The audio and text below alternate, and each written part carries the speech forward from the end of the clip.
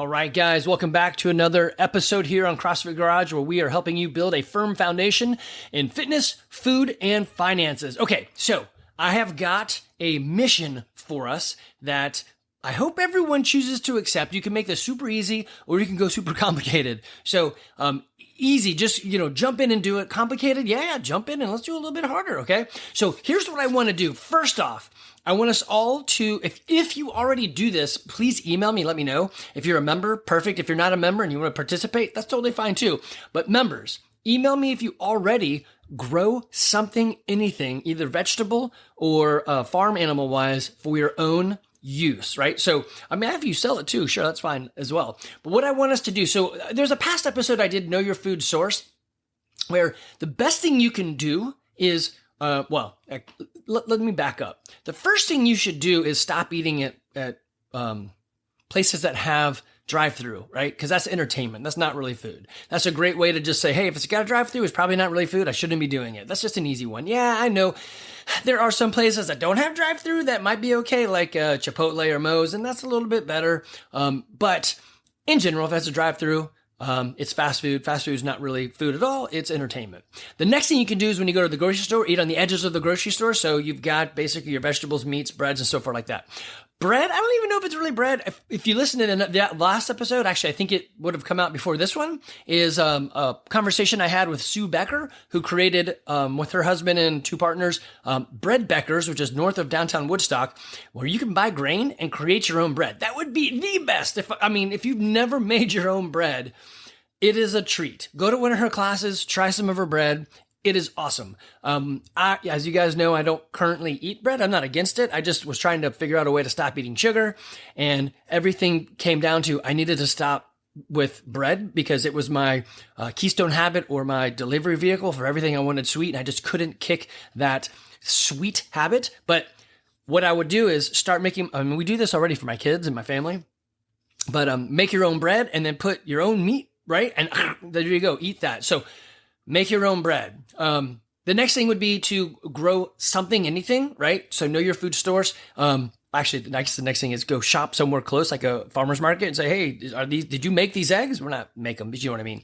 Great. Did you buy this or create this produce? Great. So the source is somewhere around here, and you can ask them, hey, how did you treat it? Did you spray it with pesticides? Yes. Okay, well, don't buy from them. Buy from the other guy who didn't spray it with pesticides and pay more, because it is super hard to make vegetables work and critters work without doing the current, like the agricultural stuff of spraying or, buying your own food from Tractor Supply. So I make my own eggs.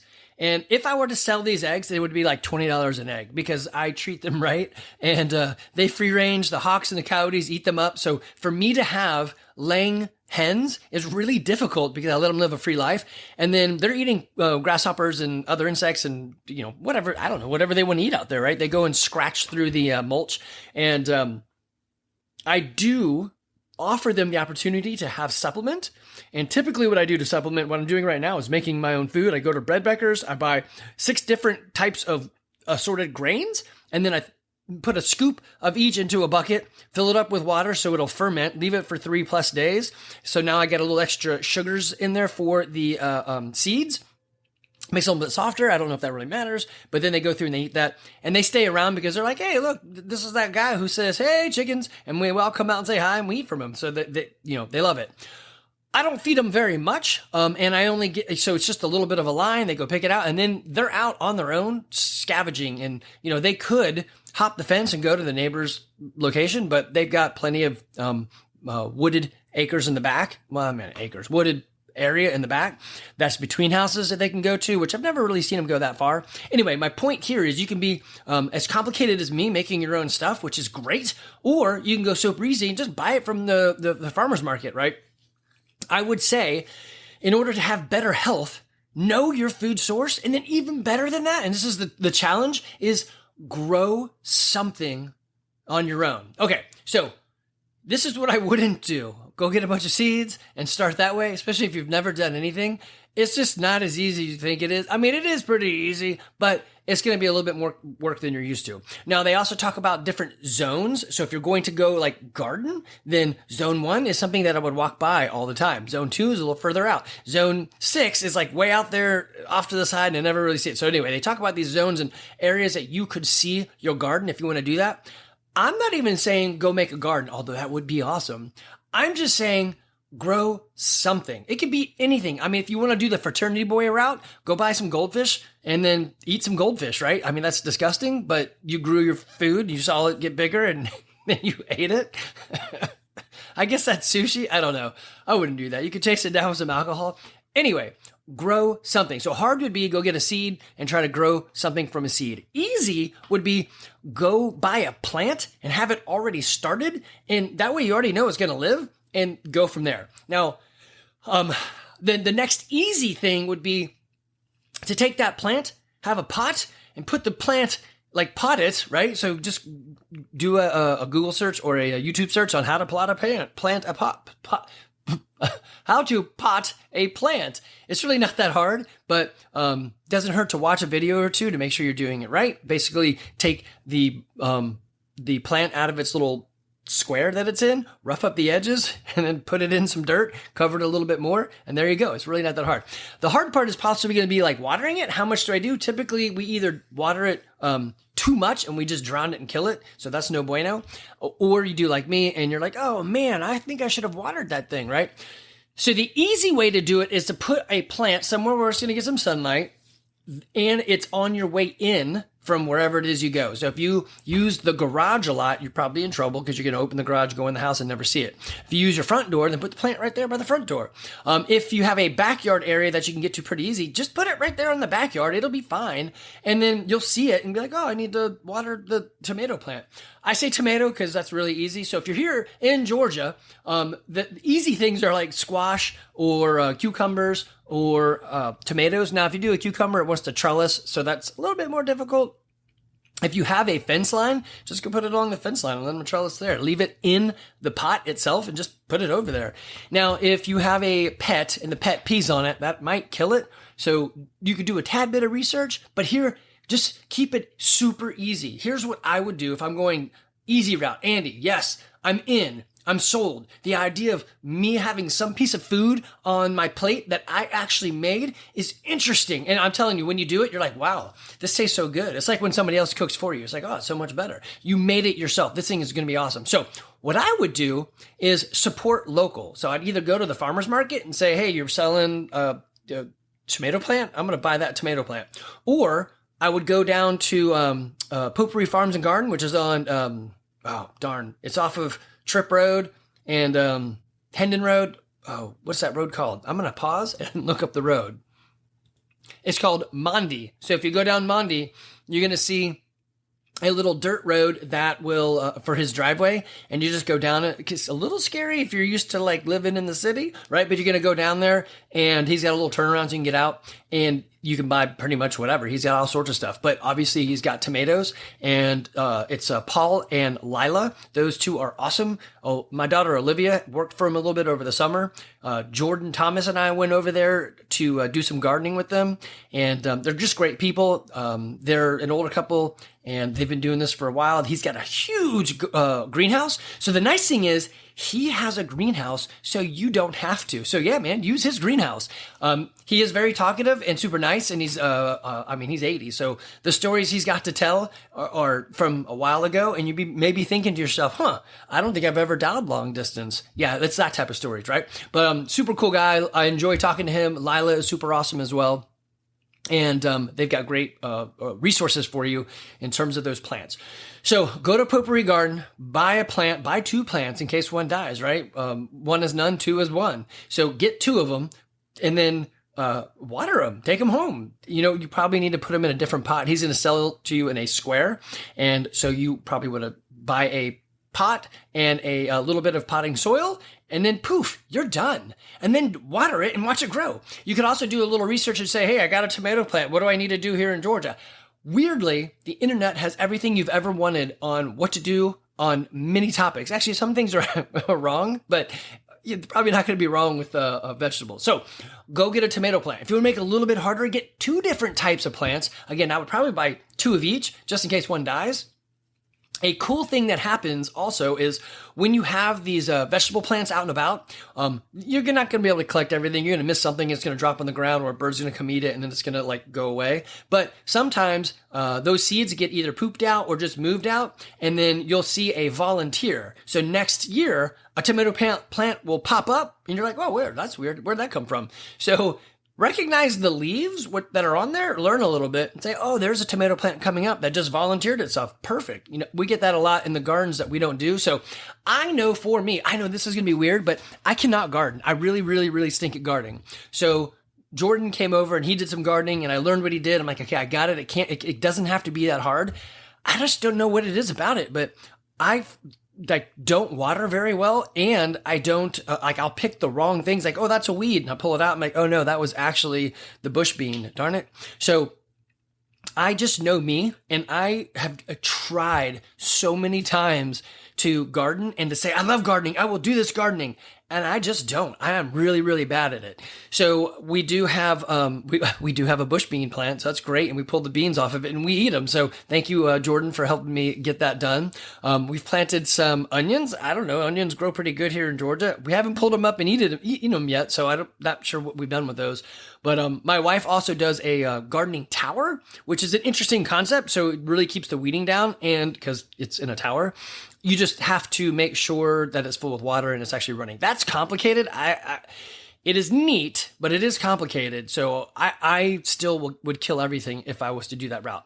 Weirdly, for me, the next thing that I'm going to say is it's easier for me, but probably harder for y'all, is to do something like chickens. If you live in an HOA, then read through your covenants. Most likely it says no fowl. If it says that, then you can't do anything. If it says no chicken, then you could do ducks. So ducks don't make nearly as much noise, and they still drop out an egg. I mean, ducks are birds. They lay eggs.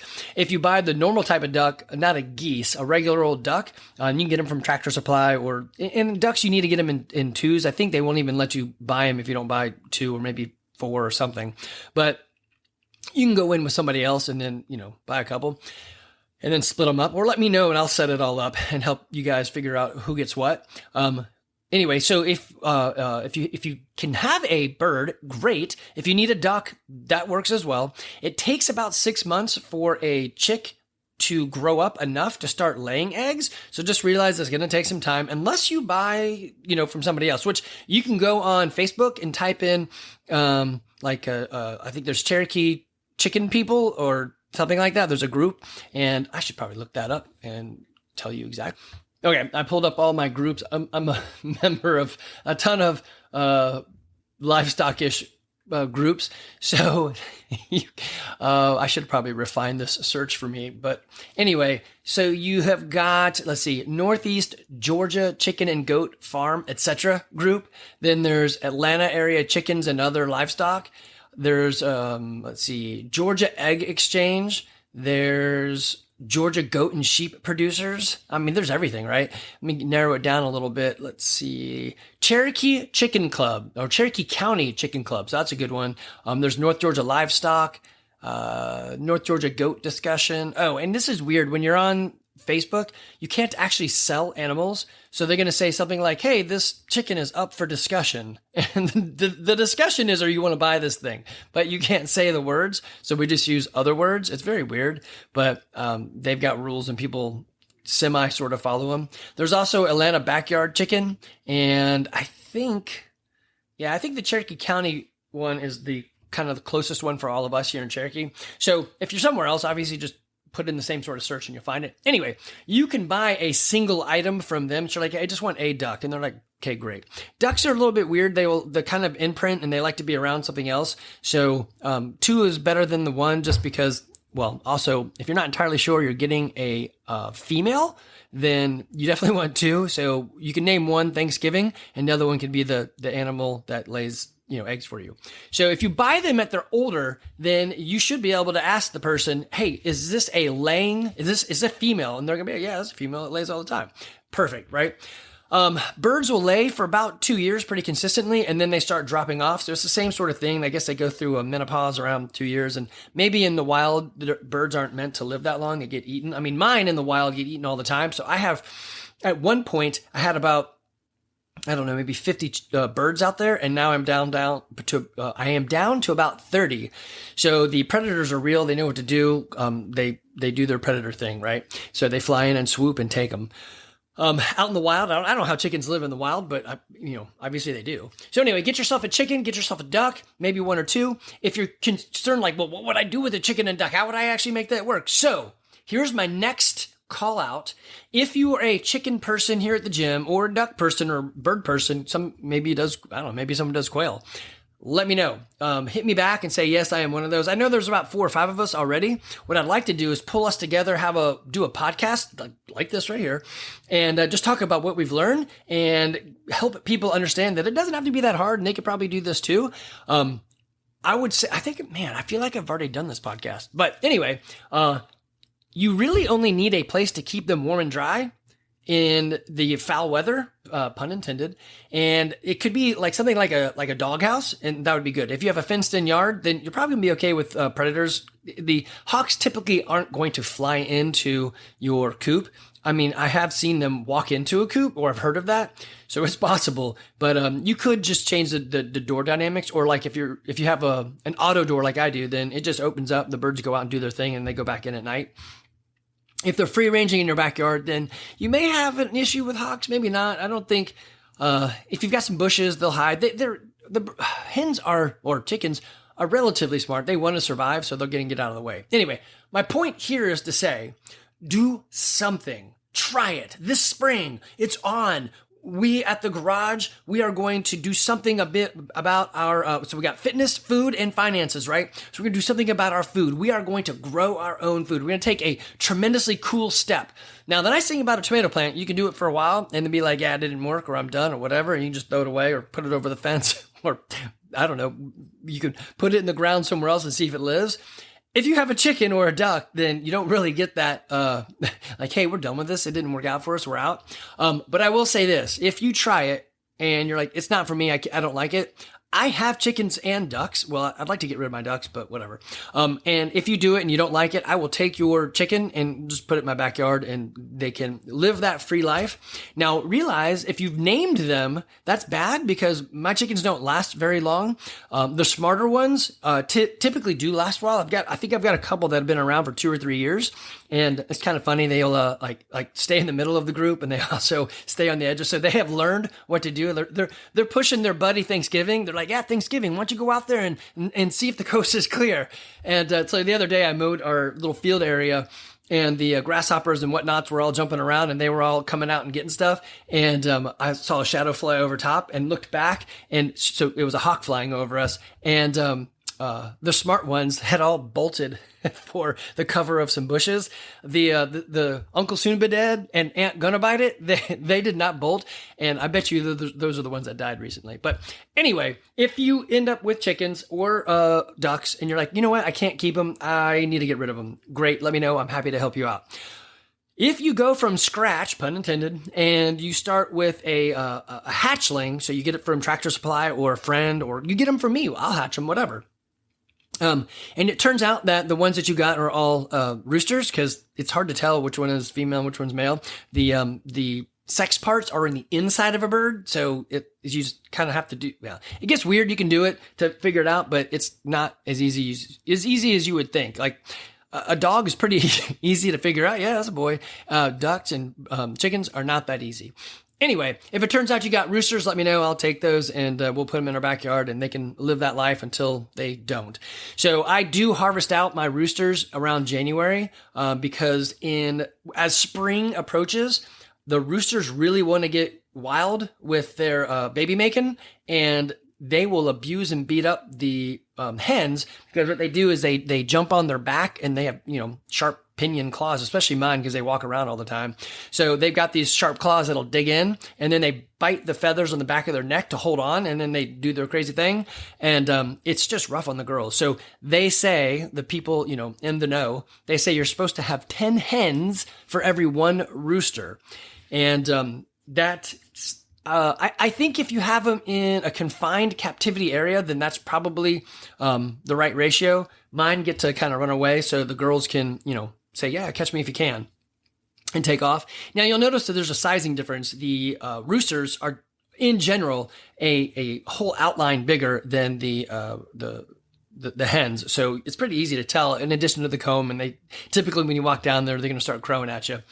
So anyway, if you end up with something that you don't want, even a tomato plant, you're like, you know what, I don't really want to bury this. I don't want to throw it away. I'd like to put it somewhere. Then I would just put it in your front yard and see what happens. If you don't want to do that, I'll take your tomato plant or your cucumber plant or whatever. I am very bad at gardening, but they'll live for a while. And actually, the things that do the best at my house are the volunteers. So we put some, what do we put back there? Broccoli. And the broccoli has volunteered several times. And that, it I guess, genetically or whatever, survival of the fittest, it's the one that said, hey, I can live here. I can live with dumb Andy not watering us. Yeah, we got it. And so that broccoli has made its way. So you can actually start this early if you want. So there are some things that are more of a fall, winter, or a colder crop. So it's usually things that are very dark green. So if you think about that, it would be like a broccoli or a kale or a spinach or something like that. You could plant now and see how it goes. But my goal is for all of us in the gym to say, I will grow something on my own. And if you can't do that, you're like, oh, that's just one step too far. I'm not ready. Then I would like the next step to be, I will go to the farmer's market down here in Woodstock or wherever you guys are at and buy at least something one time that is local. I will figure it out. Now they've got, oh man, I should have looked that one up too. The Woodstock farmer's market. Let me pause this and go find that. Okay. I think I found it. It's called Woodstock Farm Fresh Market Unofficial. I don't know if that's part of the name or that's just what it's tagged on. It looks like they meet every Saturday through December 31st. And they've got a vendor list here. So, yeah, I'll have to read over this thing right here. But anyway, this is something that you could go do. It's on Market Street near, Elm Street. So it's in the back, I guess, on the next road over from downtown Woodstock, but it's a farmer's market. You could literally buy stuff from farmers. I don't know what makes you, I should Google that. What makes you officially a farmer and see what that really means. I grow something. I love to say that I'm a farmer or a homesteader. I have chickens. Does that make me one? I don't really know. I'm trying to do something to live on the land. So for me, here's what it came down to. I don't eat very many different things. I am a creature of habit. I like the idea of getting rid of decision fatigue. So basically red meat, yes, I'm in. And I don't really want to grow a cow, so I'm going to buy local for that. I'm just going to support somebody else doing it. I put 2 raw eggs in my smoothie every morning. And then I also eat a lot of eggs. So I was like, you know what? I think I could probably do chickens. Let's see how this works. And we did do ducks for a while, but ducks are a little bit harder to maintain because they need fresh water, whereas the chickens, they'll drink whatever. And they don't need as much water. The ducks need to dump their face into the water too to get their eyeballs kind of fresh or something like that.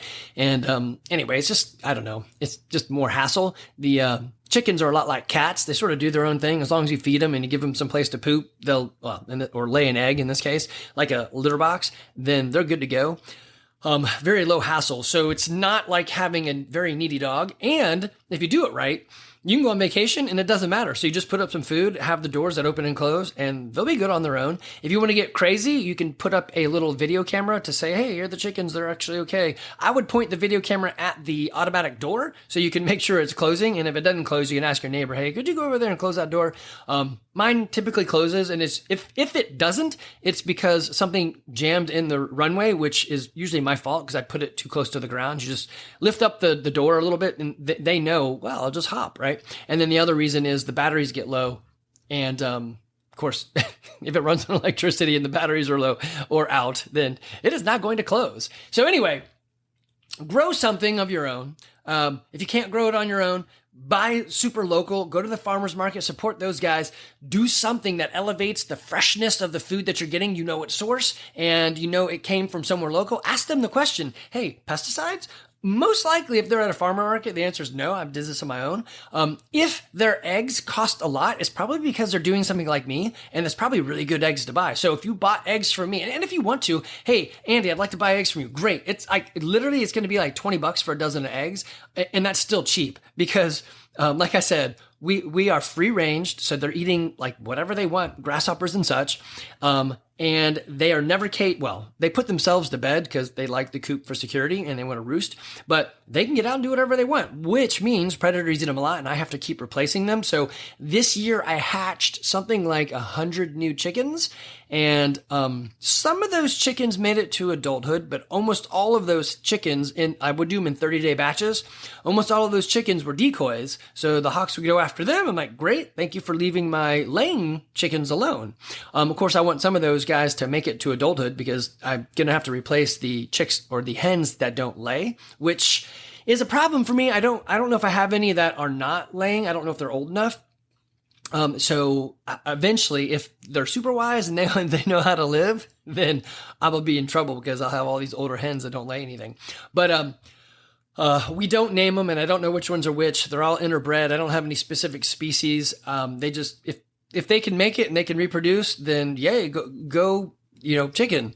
And we just use those guys as our laying stock, and they all lay. So weirdly, the color of the egg, the shell color, so they say, is denoted by the feather color of the ear feather for the hen. So I don't know if that's true, but if they have a brown ear feather, then they'll have a brown egg. If it's white, they have white. If it's blue, blue, right? So you get the point.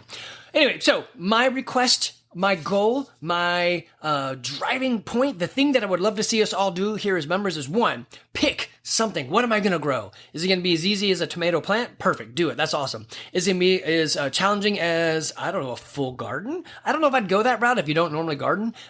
If it's been something that you want to try, then yeah, go for it. Raised gardens are a little bit easier than ground gardens just because it'll keep some of the weeds from growing in.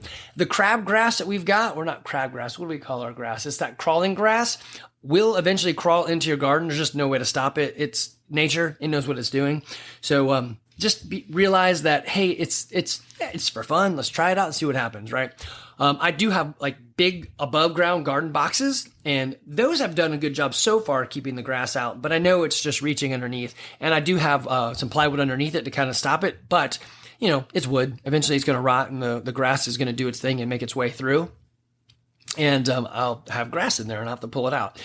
But here's an interesting one. If you do chickens and they're running around your house, not in your house because that's gross, they'll poop in there. But if they're going around your house, you will not have a pest problem because they will eat everything. So you can cancel your pest service because, well, at least for the backyard, because they'll do the job of keeping all that clean. Okay. So, members, if you're listening to this, I'm going to make everyone listen to this. I'm going to hold you down and make you listen. Here's the goal.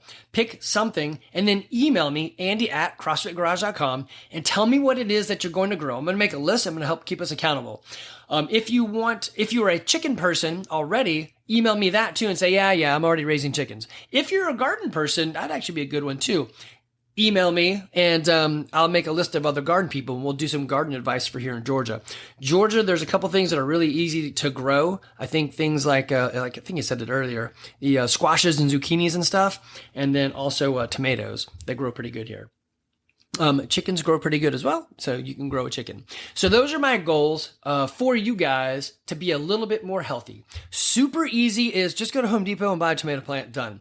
A little bit more awesome would be go to the Potpourri Farms and Garden, which is down here on Mondi Road, and buy something from somebody local, support local, right? The next would be go to your farmer's market and see what they've got. More than likely, they're going to sell a product, but, that's fine. So buy their product rather than the plant, buy their tomatoes and see how that goes. If you see something kind of cool, like somebody's making their own soap, buy soap. So that's another interesting one. If you buy like the Procter & Gamble soap, it's got so many different chemicals in there and stuff. Soap doesn't need all that. Basically, it's lye and some smells, and that's what kind of gets the oils and the dirts and suds up and whatever. So it doesn't have to be crazy, expensive to be awesome, but it won't usually, if it has smaller inputs, it probably will be a little bit more expensive, because like with the chickens, I have very little inputs. So, they have a good life, but they have a rough life because I let them run out there. If I had the input of, I have a walled off garden with the walled off, roof. And so and I got to muck it out. So the input is me going in there and like scooping poop out and putting new things down all the time. Then they'll probably be a little bit more diseased. And I got to put some stuff to keep the mites off of them. So my chickens don't have problems because they get out and do what they want to do. When you coop things up or you create more humanistic system, then yes, you'll probably have to have some more inputs, which is going to, it'll probably move the cost up. But it also, in my case, with having the least inputs, brings the cost way up because like the gardening guy, if I have tomatoes and I don't spray them or do the stuff, then I got to pay attention to what's going on and get bugs off of them and do different things and maybe order some ladybugs to kill or eat the other bugs. But if you spray them, it's a whole lot easier, right? So usually the least amount of technological inputs or human intervention means that there's a whole lot more hands-on intervention that has to be done and the price of the thing will probably go up. So give it a shot. If you're not buying tons of stuff, like just buy a dozen eggs and see how that goes for you, right? Or buy, a pack of tomatoes or whatever and see how it goes for you. Eat a little bit fresher. Try it for a month, maybe 2 months, right? If you can grow something on your own, even better, because that's super cool to have your own stuff. All right, so that's the thing. Pick something, email me. If you're one of the people that are already growing a vegetable garden or chickens or whatever, email me that too. I'd like to do a podcast with us so that we can give our other people advice on what does and doesn't work to make it a little bit easier for them. Guys, I think this is going to be awesome. It should be a lot of fun when we all get into the spring and we have a list of what everybody's doing. I'm going to push this a lot with some emails and Facebook posts and whatever. This is going to be so neat to see if we can change our health profile by getting a little bit closer to the things that we actually put in our bodies. All right, guys, hope you've enjoyed this. If you need help, you can always reach me, Andy@CrossFitGarage.com. The rest of the world out there, if you're interested in joining a gym that really is trying to lay a firm foundation for your fitness, your food, and your finances, that is us. Our gym really doubles down into coaching, mentoring, and accountability. So if you love that sort of thing, you're going to love us as a gym. If you hate that sort of thing, you're going to hate us as a gym. Don't come here. But what I would say is, I can help you find a gym, right? So if you think to yourself, I am going to the CrossFit Games, that is not our type of gym. We can help you get fit, but there are things that you really need to do. Like you need to make it a job. And I would say go to Brandon Phillips at CrossFit Bound. He went there, right? Or Travis Mayer at what used to be CrossFit Passion. I think they changed the name. He went to the games, but you need to do a lot for yourself to get you there. I think the first step would be if you're like, hey, I'm going to go to the games, come to the garage. If happy, humble, helpful people sounds like you, they want to be healthy and fit now and in your 90s. If that sounds like you, come to us, try us out. If you can beat me, the 50-year-old man that's been doing this for 15 years in a workout, then yeah, you have a shot. Let's go for it. Many people in the 15 years I've been doing CrossFit, many people have come in and said, I'm going to the games. And they can't even beat me. And you know what I didn't do? I did not go to the games. Now I had a couple guys that came through that actually went to the games and, that was one of the things like, hey, you should try to beat me and the other people in the gym and let's further that. And they did, right? So, not that I'm a great litmus test, but for all of you guys who feel like you have, the idea of grandeur, I'd love to make it to the games. Come beat me first. If you can beat me, you've surpassed the first step. So find a gym that's close. That's awesome. Find the one that fits you. Again, our gym, our motto is we are happy, humble, helpful people who want to be healthy and fit now as well as in their 90s. This is why I do the podcast. I want to be helpful. We are also really dive down into coaching, mentoring, and accountability. We do things like goal reviews where I take your goals, put them on a Google sheet, and we're going to go through them together, me and you, and hack out those goals. Mostly health and fitness, but also other stuff, because sometimes the other stuff, you just need a sounding board. Yeah, it's true. I know nothing about starting a business. Well, actually, I knew a lot about starting a business, but I don't know anything about psychology. But I don't really need to. I just need to ask the same questions that I always ask for you to generate the ideas that go, oh, there it is. Was it me? No, it's just having somebody that cares enough to care about you, to care about the things you care about. And that's us. All right, guys. Again, CrossFit Garage, come join us. And I look forward to seeing what you guys grow to put in your bellies.